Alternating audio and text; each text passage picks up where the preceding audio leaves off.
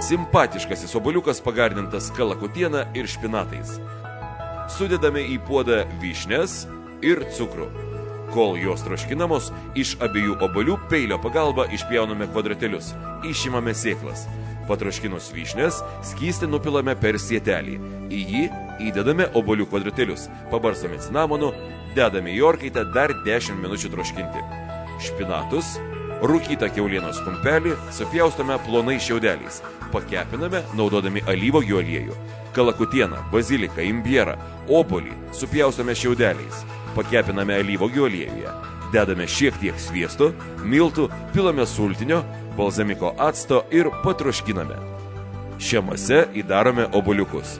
Sumaišę baziliką, parmezano sūrį ir alyvuogių aliejų gauname padažiuką, kuriuo patepame trikampiai supjaustytus ryžių paplotėlius. Tepame iš abiejų pusių. Vieną pusę pabarstome parmezano sūriu. Kepame orkaitėje 5 minutės 180 laipsnių temperatūroje.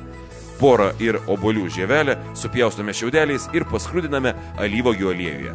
Tai naudosime kaip dekoraciją. Trumus susmulkiname ir dedame į lėkštę.